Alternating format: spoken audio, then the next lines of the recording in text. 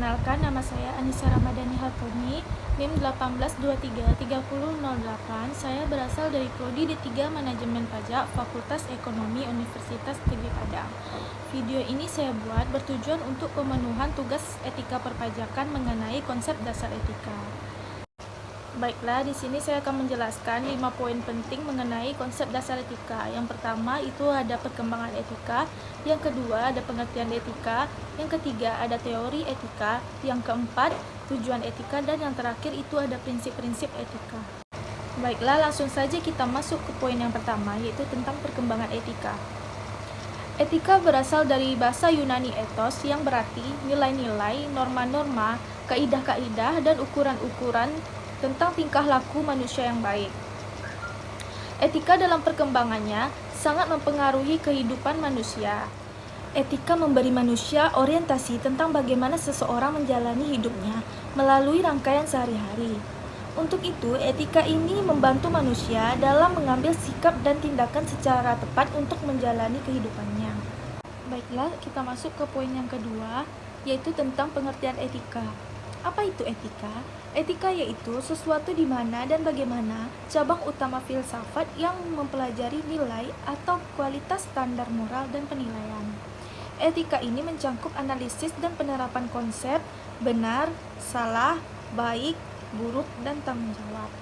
Baiklah, kita masuk ke poin yang ketiga, yaitu tentang teori etika. Teori etika di sini ada 4 yang akan saya jelaskan. Yang pertama itu ada egoisme, yang kedua ada utilitarianisme, yang ketiga ada deontologi, dan yang keempat ada keutamaan. Baiklah, kita masuk ke teori yang pertama, yaitu teori egoisme. Teori egoisme ini ada 2. Yang pertama itu ada teori egoisme psikologis dan teori egoisme etis. Teori egoisme psikologis ini yaitu suatu teori yang menjelaskan bahwa semua tindakan manusia dimotivasi oleh kepentingan berkutat diri. Sedangkan egoisme etis yaitu tindakan yang dilandasi oleh kepentingan diri sendiri. Baiklah, kita masuk ke teori yang kedua, yaitu teori utilitarianisme. Menurut teori ini, suatu tindakan dapat dikatakan baik jika membawa manfaat bagi sebanyak mungkin anggota masyarakat. Baiklah, kita masuk ke teori yang ketiga, yaitu teori deontologi. Teori ini mengatakan bahwa etis tidaknya suatu tindakan tidak ada kaitannya sama sekali dengan konsekuensi, tujuan, atau akibat dari tindakan. Baiklah, kita masuk ke teori yang keempat, yaitu teori keutamaan. Teori ini mengatakan etika dipandang melalui sikap atau akhlak. Di antara keutamaan tersebut yang harus dimiliki yaitu kebijaksanaan, kejujuran, keadilan, kepercayaan, dan keuletan. Baiklah, kita masuk ke poin yang keempat, yaitu tujuan etika. Tujuan etika ada beberapa. Yang pertama itu untuk mendapatkan konsep yang sama mengenai penilaian baik dan buruknya perilaku atau tindakan manusia dalam ruang dan waktu tertentu. Yang kedua, ada mengarahkan perkembangan masyarakat menuju suasana yang harmonis, tertib, teratur, damai, dan sejahtera. Yang ketiga, mengajak orang bersikap kritis dan rasional. Yang keempat, etika merupakan sarana yang memberi orientasi pada hidup manusia. Yang kelima, untuk memiliki kedalaman sikap, untuk memiliki kemandirian dan tanggung jawab terhadap hidupnya. Dan yang terakhir itu ada mengantar manusia pada bagaimana menjadi baik.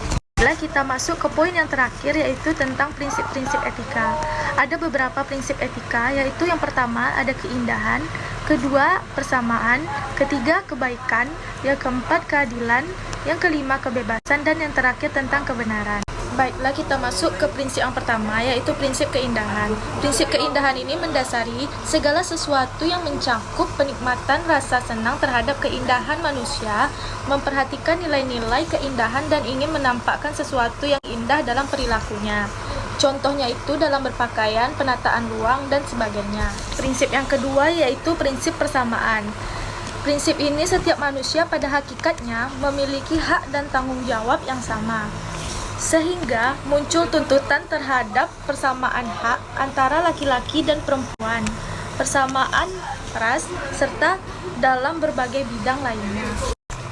Kita masuk ke prinsip yang ketiga, yaitu prinsip kebaikan. Prinsip kebaikan ini mendasari perilaku individu untuk selalu berupaya berbuat kebaikan dalam berinteraksi dengan lingkungannya. Prinsip ini berkenaan dengan nilai-nilai kemanusiaan seperti hormat menghormati, kasih sayang, membantu orang lain, dan sebagainya.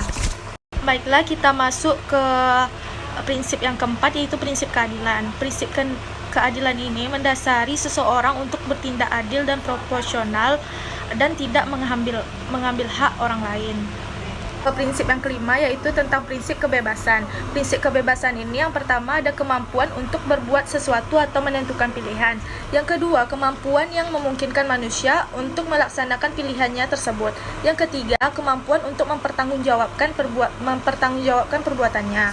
Baiklah, kita masuk ke prinsip yang terakhir, yaitu prinsip kebenaran.